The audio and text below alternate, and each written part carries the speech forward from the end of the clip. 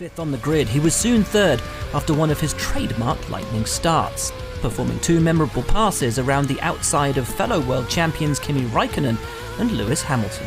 Round the outside, there goes Fernando Alonso and Lewis Hamilton wheel to wheel. It's Rosberg from Vettel, and now Alonso slots into third place ahead of Lewis Hamilton, who's lost 2 places by the fourth turn and almost has Kimi Raikkonen all over his rear wing. Bloquea Lewis Hamilton, Fernando se queda ahí, Sergio Pérez muy cerca de Fernando, que ha ganado posiciones.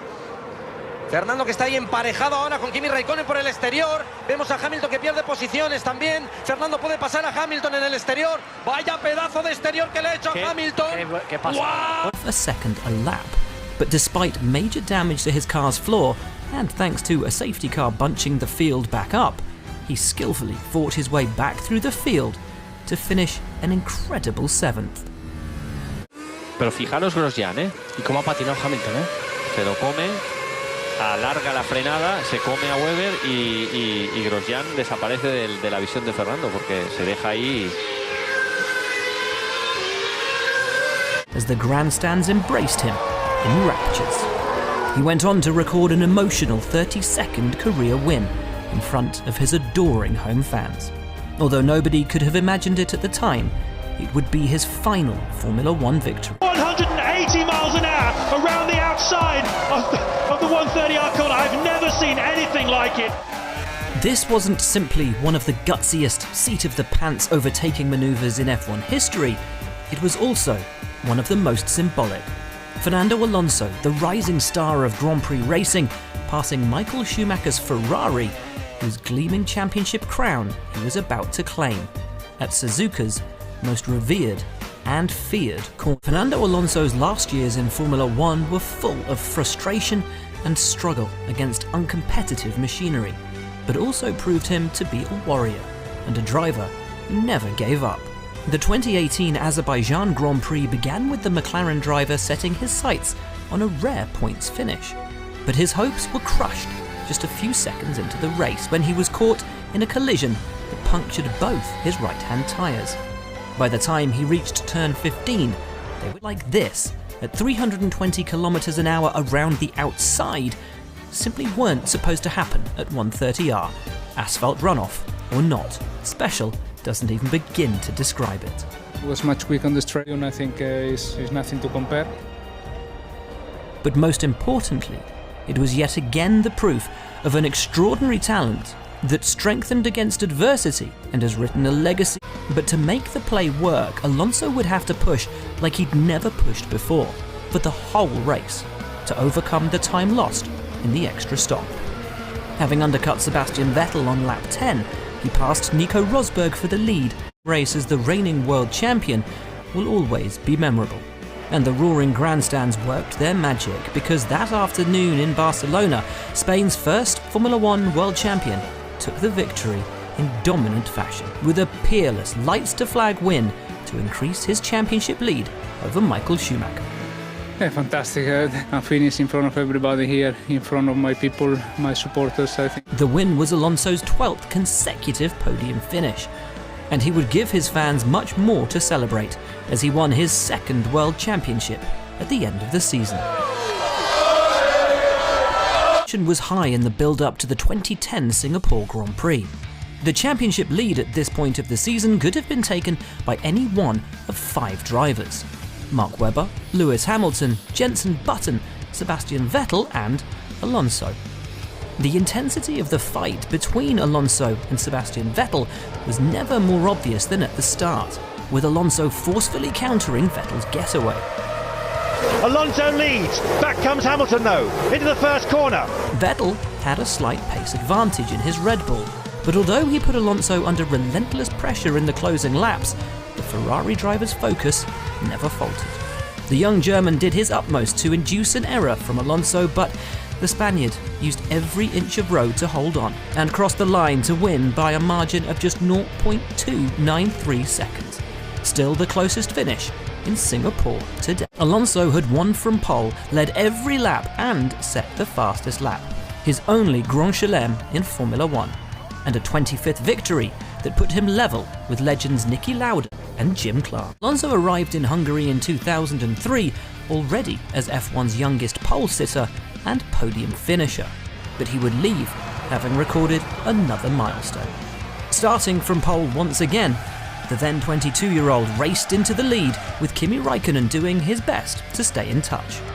With 10 laps to go, Alonso asserted his dominance by lapping the reigning world champion Michael Schumacher. And as the checkered flag fell, he was 17 seconds clear. And Fernando Alonso wins his first Grand Prix, and he becomes the youngest man ever to win a Formula One Grand Prix. Eclipsing a record set by Troy Ruttman at Indianapolis in 1952 as the youngest winner of a round of the Formula One World Championship. The 2007 European Grand Prix was a race riddled with spins, stranded cars, and heated disputes, and one Fernando Alonso excellently mastered. The race began and ended with rain falling, a heavy downpour forcing the race to be stopped early on after multiple crashes.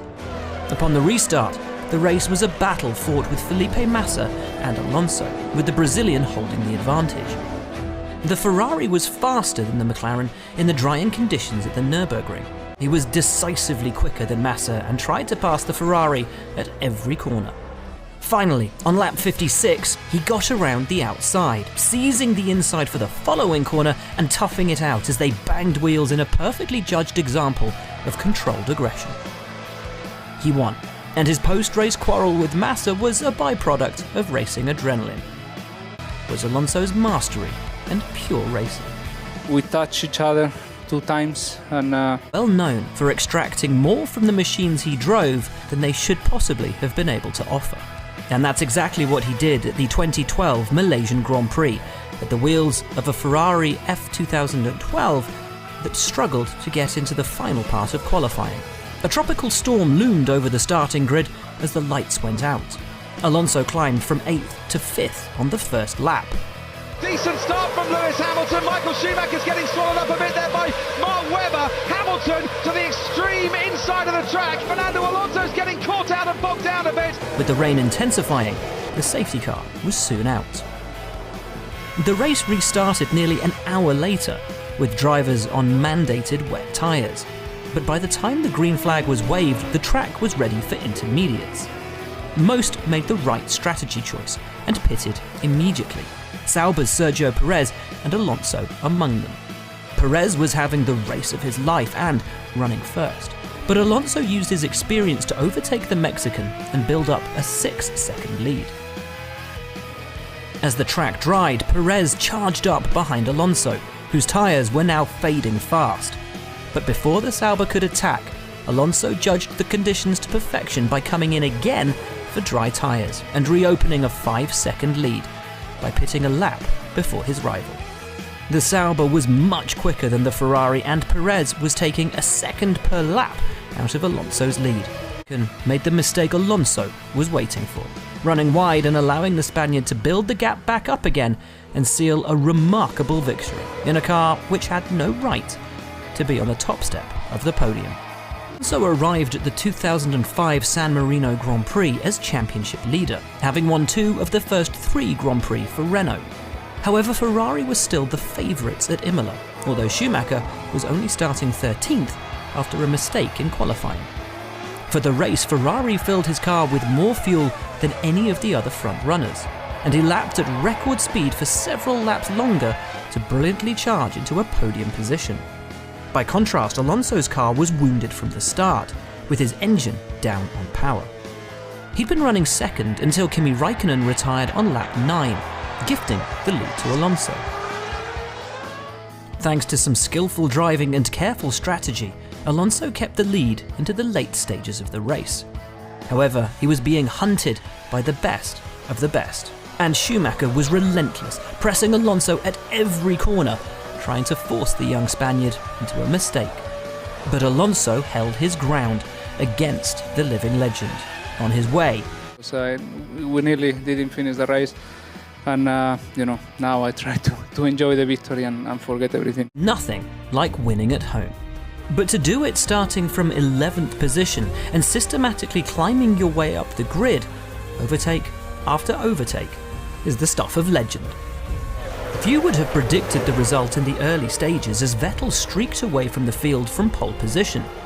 But in the midfield, Alonso was dominating Valencia's street circuit.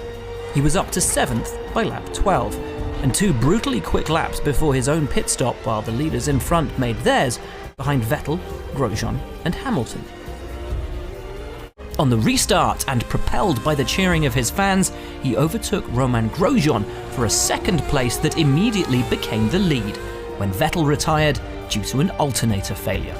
The ovation was now almost deafening. It was Alonso's 29th victory and one that took him back into the championship lead. In the emotional side, I think this is the best victory because emotions that I felt in the in-lap or in the podium. Of racing brilliantly, and unquestionably one of his very best.